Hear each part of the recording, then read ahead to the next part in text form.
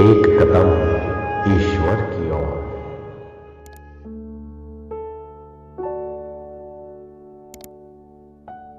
निर्वाण प्रकरण उत्तरार्ध 75वां सर्ग। ब्रह्मा के ध्यान में तत्पर होने पर 12 सूर्यों की उत्पत्ति तथा सारे संसार को जला रही प्रलयाग्नि का वर्णन। प्रासंगिक प्रश्न को समाप्त कर अब एकमात्र प्रस्तुत आख्यायिका का अनुसंधान करते हैं। महाराज वशिष्ठ जी ने कहा, हे श्री रामचंद्र जी, जब ब्रह्मदेव ध्यान में लवलीन हो गए तब इंद्र के सहित उनके नगर तथा सुमेरु पर्वत के शिखर का पतन देखने के बाद मैंने धीरे से दिशाओं की ओर अपनी आंखें दौड़ाई। तब मैंने अपने सामने पश्चिम दिशा की ओर साफ उदित हुए दिशाओं के मुंह में दाह के सदृश तथा पर्वत के ऊपर वन दाह के समान मध्याह्न काल के सूर्य से भिन्न एक दूसरे ही सूर्य भगवान को देखा। इसके बाद आकाश में अग्नि रोक के तुल्य तथा सागर में बड़वा नल के समान प्रदीप्त हुए एक और सूर्य को मैंने नैऋत्य दिशा में उदित देखा। तदनंतर दक्षिण दिशा में, उसके बाद अग्निकोण में, फिर पूर्व दिशा की ओर, उसके बाद पुनः मैंने ईशान कोण में उदित हुए इस तरह भिन्न भिन्न सूर्य मैंने देखे। हे श्री रामचंद्र जी, उसके बाद उत्तर दिशा में, वायव्य कोण में तथा पश्चिम दिशा में भिन्न भिन्न सूर्य देव भगवान को देखकर मैं आश्चर्यचकित हो गया। इतने में व्याकुल होकर जो ही मैं देव की प्रतिकूलता को विचारने लगा, त्यों ही झट भूतल से सूर्य ऐसे प्रादुर्भूत हुआ जैसे सागर से आर्व बड़वानल। दिग्गणों के मध्याकाश में 11वां सूर्य उदित हुआ। उस 11वें सूर्य में दर्पण में प्रादुर्भूत हुए प्रतिबिंब की तरह 3 अन्य सूर्य उदित हुए। हे श्री रामचंद्र जी, उस 11वें सूर्य में वे तीनों सूर्य भगवान रुद्र के शरीर है। उस भगवान रुद्र के शरीर के मध्य में 3 नेत्र है। 12 सूर्यों के आकार के बराबर परिमाण वाला प्रदीप्त सूर्यों का समूह होकर वह रौद्र शरीर सभी दिशाओं को खूब जोर से जलाने लगा, जैसे सूखे जंगल को अग्नि। तदनंतर जगत खंड को शुष्क बना देने वाला ग्रीष्म ऋतु का दिन प्रकट हुआ।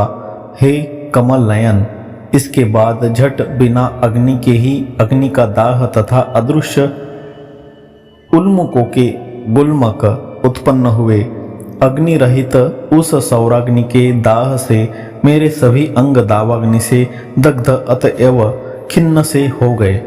उसके बाद उस प्रदेश को छोड़कर मैं बहुत दूर आकाश में आरूढ़ हो गया और प्रबल हथेली के आघात से मारे जा रहे गेंद की तरह आकाश में जाकर वहां स्थित हो मैंने उदित हुए प्रचंड तेज युक्त तप रहे 12 सूर्य समूह को 10 दिशाओं में भी देखा तथा उन दिशाओं में तारों के सहित आकाश को व्याप्त कर देने वाली ज्वाला के समान चंचल वर्तुलाकार बृहत नक्षत्र चक्र देखा।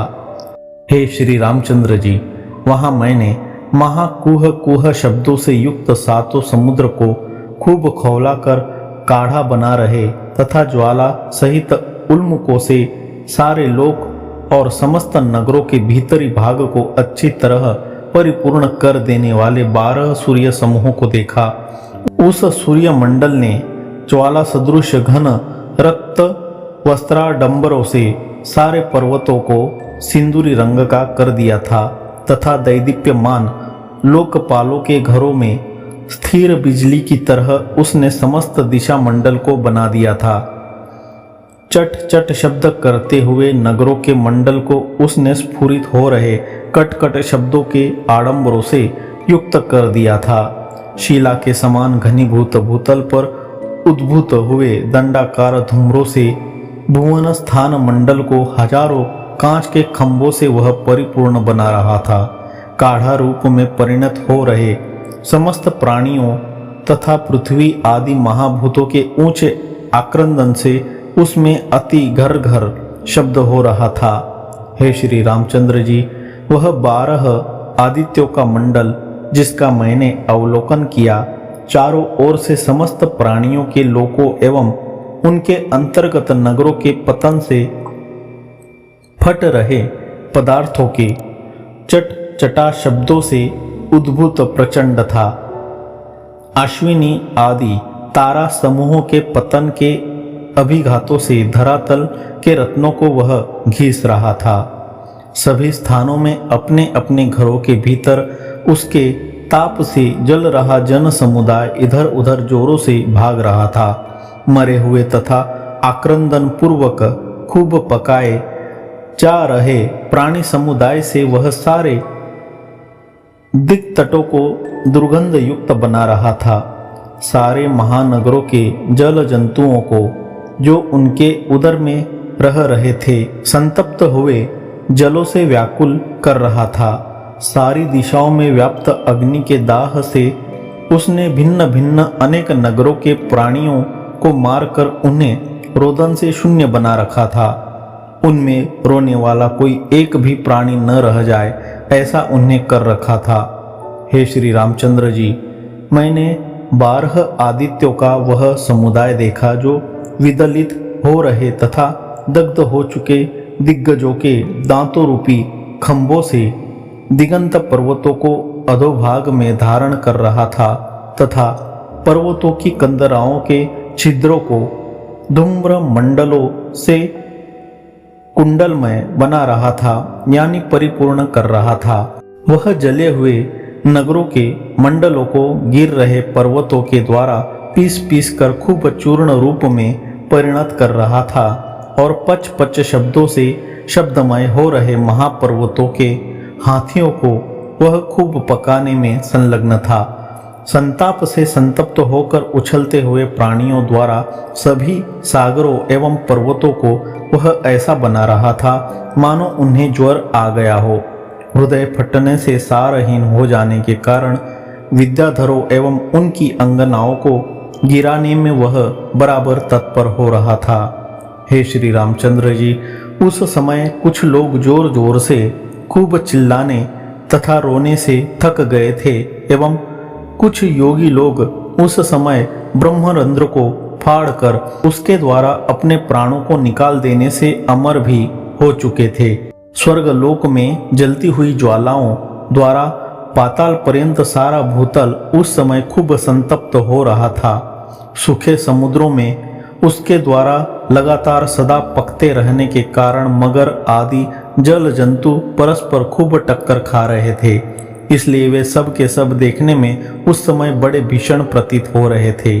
जल रूपी ईंधन न मिलने से बड़वा नल मानो उड़कर स्वयं आकाश में चला गया। वहां पहुंचते ही हजारों तरह से नृत्य करते हुए उसने अप्सराओं को जिससे उछलकर पकड़ लिया। वह 12 आदित्यों का मंडल मैंने वहां देखा। हे श्री रामचंद्र जी, इसके अनंतर प्रलयाग्नि रूपी नट जगद रूपी जीर्ण कुटी में तांडव नृत्य करने को तैयार हो गया। वह जल रही ज्वाला रूपी किंशुक पुष्प के वर्ण की तरह वस्त्रों से सुशोभित था। बड़े वेग से फट रहे बांस आदि के कारण पटपट आदि शब्दों के आडंबर से युक्त था, यानी वह उनसे नाना तरह के बाजों का आडंबर करने वाला था। चंचल उन्मुख रूप माला पहने हुए था। प्रचंड एवं विरोचित शब्दोच्चारण कर रहे योद्धा की तरह अलंकृत दिखता था। प्रज्वलित ज्वाला रूपी अपनी लंबी भुजाओं से समन्वित तथा धूम्र रूपी केशों से वह विभूषित था। उस प्रलय की अग्नि से वनों के समूह, ग्राम, समस्त नगर मंडलों के द्वीप, दुर्ग, जंगल, स्थल, पाताल आदि पृथ्वी के समस्त छिद्र, पृथ्वी के ऊपर का महाकाश, 10 दिशाएं, भूलोक के ऊपर का हिस्सा, ये सब के सब जलने लगे। हे श्री रामचंद्र जी, कहीं सुंदर गर्तों से शोभित, कहीं पर अरघट्ट यंत्रों से अलंकृत तथा कहीं ऊंची अट्टालिकाओं से युक्त अनेक नगरों से रमणीय दिशाओं का तट, पर्वतों के शिखर, उन शिखरों पर वास करने वाले सिद्धों के समूह, उन सिद्ध समूहों से युक्त अनेक पर्वत, सागर, महासागर, तालाब, तलैया, नदी, देव, असुर, नर, उरग अर्थात सर्प और पुरुषों के साथ सभी दिशाएं, ये सब के सब भगवान रुद्र के नेत्रों की ज्वालाओं के शनशनाश शब्दों से जलने लगे। भम भम भाकार भयंकर शब्दों से बहुत ज्यादा धूलि फेंकती हुई ये सभी दिशाएं दुष्ट राक्षसियों की तरह परस्पर धूलि एवं जल फेंक फेंक कर क्रीड़ा करने में तत्पर हो गई। ये सभी अपने मस्तक के ऊपर ज्वाला समूहों से उज्जवल केश धारण किए हुए थी, यानी ज्वाला जाल रूपी चमकीले केश इनके माथे पर विराजमान थे।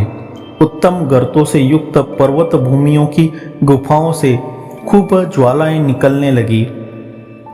उन ज्वालाओं के उदर में स्थित समस्त भूत जातियां लाल रंग की हो गई। संपत्ति रहित उन सब दिशाओं ने तत्काल निकले हुए रक्त के सदृश ज्वाला जालों से, जो सिंदूरी रंग के मेघों की तरह सुंदर थे, स्थल कमल के उदर में लीन शोभा को धारण किया। धक धक शब्दों से गाते हुए सारे संसार में व्याप्त ज्वालाओं के जालों से आकाश मानो रक्त वस्त्रों से या संध्याकालीन मेघों से आकीर्ण हो गया। अथवा यह भी कह सकते हैं कि ज्वाला समूहों से आवृत वह सारा आकाश ऐसा प्रतीत होने लगा मानो उड़कर वहां ले गए विकसित किंशुक के वनों से ढका हो। हे श्री रामचंद्र जी, ऐसी ही दशा संपूर्ण सागरों की भी हो गई। बड़वा नल से समृद्ध सारे सागर भी ऐसे हो गए मानो उनमें अशोक के वन खिल गए हो, या स्थल कमलों से वे संवलित हो गए हो, अथवा प्रातःकालीन सूर्य के समूहों से वे व्याप्त हो चुके हो। युवावस्था को प्राप्त दावानल चित्र लिखित कोठों पर की मिथ्या अग्नि को मानो यथार्थ अग्नि बनाने के लिए नाना वर्णों की प्रज्वलित हो रही ज्वालाओं तथा धूम्र विन्यासों की श्रेणी वाला होता हुआ हजार फणाओं की श्रेणी वाले सर्पराज के समान विस्तार को प्राप्त हो गया। अनेक सूर्यों के उदय और अस्त आदि से विंध्याचल भी विधुरता को प्राप्त हो गया, तथा दक्षिण देश में सघनात्मक पर्वत भी ज्वाला युक्त वनों की गर्जना सहित अंगार के समान क्षुब्ध हुए वृक्षों से कुछ धीरे से मानो असह्यता को प्राप्त हो गया। बीच बीच में जिनकी कुछ कालिमा प्रकाशित हो जाती थी, ऐसे धूम्र रूपी भ्रमरों से मालित तथा धूम्र संवलित ज्वाला रूपी कमलों से मलिन हुआ आकाश सरोवर के तुल्य देखा गया। ज्वाला रूपी चूड़ामणि से अलंकृत तथा घुंघरों के आवर्त एवं धूमकेतु नामक उत्पात विशेष रूपी केश पांशों से भूषित मृत्यु रूपी नर्तकी अर्थात वेश्याएं पर्वतों की कंदराओं तथा शिखरों पर एवं पर्वतादि से शून्य आकाश प्रदेश में भी करुणादि रस से शून्य होकर नाचने लगी। ब्रह्मांड का ऊर्ध्व भाग ही जिसका कपाट है, ऐसी पृथ्वी अपने अधोभाग में स्थापित अग्नि की ज्वालाओं से व्याप्त होती हुई भाड़ की वह खपड़ी तैयार हो गई, जहां पर भुने जा रहे दानों की जगह अत्यंत क्लेश युक्त शब्द सहित गिरते हुए एकमात्र प्राणियों के समूह ही विद्यमान थे। उस प्रलय काल में अपनी छाती पीट पीट कर रो रही जगत लक्ष्मी के हृदय पर स्थापित हुए हाथ में अनेक द्वीपों की खोदी गई मृत्तिकाओं, सातों समुद्र रूपी जलों तथा उनमें व्याप्त अग्नियों से कांच एवं उसकी कांति से युक्त सुवर्ण की जगह पर स्थित नाना वर्णों के मुखों एवं मणियों से लाल हुई यह पृथ्वी सुवर्ण विरचित मनोहर शब्द कर रहे कंकणों की पंक्ति सी हो गई। उस समय सभी पर्वत चटचटा शब्दों, सभी वृक्ष कट शब्दों तथा सभी देश हलहला शब्दों के साथ अच्छी तरह विदलन को प्राप्त हो गए। इसी तरह सागर भी मुंह पीट पीट कर एक तरह से रोने लग गए। यह उत्प्रेक्षा करते हैं, कथित आकार वाले अर्थात जिनके जल खूब खौल गए थे ऐसे तथा फेनिल होने के कारण उन फेनों के उल्लास से परिपुष्ट हुए सारे समुद्र स्वीय जल में पड़े सूर्य प्रतिबिंब रूप तिलक से समन्वित अपने मुख में तरंग रूपी करतलों से आघात पहुंचाते हुए रोने लग गए तथा पुनः वे सब के आपस में संबंध होकर तरंगों के आघात से मिट्टी तथा पत्थर आदि को बिल्कुल बराबर कर देने के कारण भूतल रूपता को प्राप्त हुए पर्वत का तरंग रूपी अपने हाथों से ऐसे ग्रास करने लग गए जैसे कि मूर्ख प्राणी देह में प्राप्त मिट्टी तथा पत्थर आदि को प्राप्त करने लग जाते हैं। कहीं पर सारी दिशाओं तथा सारे आकाश को ग्रास कर जाने वाले या उन्हें पूर्ण कर देने वाले इन सागरों के गुहा मुख से निकले हुए गुह गुह इस तरह के शब्दों का प्रदेशांतर में गिरि तट के संगठन से उत्पन्न अग्नि का शब्द पाठ करने लगा, यानी अपने गुरु जी के द्वारा कहे गए शब्दों का अनुकरण जैसे शिष्य ध्वनि करती है वैसे ही गुहा मुख से निःसृत गुह गुह शब्दों का अनुकरण वह आग्नेय शब्द करने लगा। हे श्री रामचंद्र जी, और सुनिए, उस समय प्रलय कालीन मेघों की निवृत्ति से वृष्टि शून्य 10 दिशाएं भी लोकपालों के नगरों के गिरने से दाह में संतप्त हुए अंगारों से परिपूर्ण पर्वतों की भीतियां होती हुई उन्मत्त वृत्ति होकर व्याकुलता को प्राप्त होने लगी। समीप के अनेक पर्वतों इंद्र कल्पद्रुम आगारों तथा गुहा गृहों के सहित सुंदर आकार वाला सुवर्ण द्रव रूप सुमेरु पर्वत उस समय धीरे से ऐसे लग गया जैसे धूप में हिम। संपूर्ण शीतल अंतकरण से युक्त एवं शुद्ध हिमालय पर्वत तो उस प्रलय आग से एक ही क्षण में लाह के सदृश ऐसे पिघल गया जैसे दुर्जन से सज्जन। हे श्री रामचंद्र जी, उस महाभयंकर प्रलयकालीन दशा में भी मलयाचल तो अपने निर्मल सौरभ से युक्त ही स्थित रहा, अर्थात इसमें कोई आश्चर्य की बात नहीं है। उदार महापुरुष तो नाश के समय भी अपने उत्तम गुण को नहीं छोड़ते। महान पुरुष तो नष्ट होते हुए भी आनंद प्रदान करते हैं, किसी को दुख नहीं देते। अर्थात हे श्री रामचंद्र जी, देखिए ना, स्वयं दग्ध होने पर भी वह चंदन जीवन धारण कर रहे प्राणियों के आनंद के लिए ही ज्यों का त्यों स्थित रहा। उत्तम वस्तु कभी भी अवस्तुता को यानी निकृष्टता को नहीं प्राप्त होती। देखिए, प्रलयकालीन अग्नि से जल रहा भी सोना सर्वथा नाश को नहीं प्राप्त हुआ। जो वस्तु कभी नष्ट नहीं होती वही इस जगत में सार है, उसी की प्रशंसा करनी चाहिए। इस अभिप्राय से कहते हैं, उस प्रलयकालीन अग्नि में सुवर्ण और आकाश ये दो ही नष्ट न हुए, उन्हीं दोनों का शरीर प्रशंसनीय है, क्योंकि सबका नाश हो जाने पर भी उनका नाश नहीं हुआ। आकाश तो विभु यानी व्यापक होने से अविनाशी है और सुवर्ण दोष रहित होने से यानी दोषों से निचोड़कर शोधित रूप होने से अक्षय है। इसलिए हे श्री राम जी, रज और तम से निचोड़कर निकाले गए, यानी जिसमें और तम बिल्कुल नहीं है, ऐसे शुद्ध एक सत्व को ही ब्रह्म सुख की अभिव्यक्ति होने से मैं सब सुखों का सार समझता हूँ। मैं रज अथवा तम को सुखों का सार नहीं समझता। मेघ रूपी पर्वतों को जलाने वाला महाधूम्र की ज्वाला सहित प्रलयाग्नि रूपी वारिद अर्थात मेघ इधर उधर चल रहे उच्च जंगलों की नाई आकाश में स्फुरित होता हुआ बिखरे हुए अंगारों की वृष्टि करने वाला हो गया।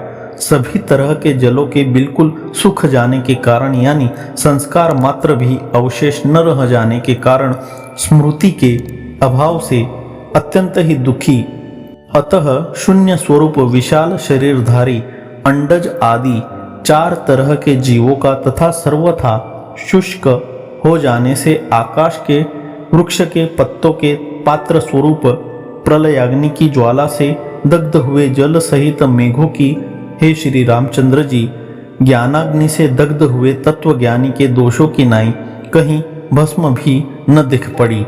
जब तक उल्लसित हुई वह प्रलयाग्नि कैलाश पर्वत को न लांघ सकी, इतने में ही कल्पांत के लिए कुपित हुए रुद्र भगवान ने अपनी नेत्राग्नि से उस कैलाश को जला दिया। उस दाह का भी वर्णन करते हैं। दाह से तड़कते हुए वृक्षों के तथा महाशिलाओं के चट चट शब्दों वाले उस कैलाश पर्वत के नीचे के सभी पर्वत लकुटों तथा पत्थर के ढेलों के समूहों से मानो युद्ध करने लगे, युद्ध करते हुए के समान प्रतीत होने लगे। और सुनिए, ये सभी पर्वत ज्वालाओं के घन घटाटोपों से मुकुट सहित चंचल अग्र शिखरों वाले होते हुए आकाश में विकसित हो रहे महाकमलों के अनेकों जंगल जैसे हो गए। कभी तो सृष्टि अवश्य रही ही होगी। इस प्रकार सृष्टि स्मरणीय दशा को प्राप्त हो गई। मूर्खों को जगत की असारता का स्मरण दिलाते हुए कल्पांत प्रत्यक्ष आ गया। ताप और उपताप में परम यानी सबसे बढ़े चढ़े तथा दूसरों को मारने में तत्पर प्रलय काल के पवनों ने संपूर्ण भुवनों का खरगोश के सिंग आदि असद्रुप पदार्थों की तरह सर्वथा अत्यंत अभाव कर दिया। उस प्रलय के प्रवृत्त होने पर वज्र तापों से प्राणियों के अंगों को पीड़ित करने वाले तथा प्रकाशमान अग्नि के उल्मुकों से संयुक्त होने के कारण गुल्म मंडलों के सदृश शोभायमान प्रलय समय के पवन देवताओं की पंक्तियों को विदलित करते हुए अग्नि के बीच से निकलकर सारी दिशाओं को चाटते हुए से बहने लगे। चंचल ज्वालाओं से तड़कते हुए अग्निमय वृक्षों के वनों में उत्पन्न भस्म सहित उष्णता से आकाश को व्याप्त करने वाले भ्रमण करते हुए उल्मुकों के अधिघात से निकल रही अंगार सहित पीली ज्वालाओं से युक्त कज्जल रूप से गिर रही तथा पावक की श्रृंग प्राय शिखा के मध्य में विलास करती हुई कज्जल युक्त ज्वालाओं की पंक्तियों से श्याम वर्ण एवं संपूर्ण जगत में अग्नियों को प्रकाशित करने से स्तुति योग्य वेग वाले पवन बड़े वेग से बहने लगे। 75वां सर्ग समाप्त।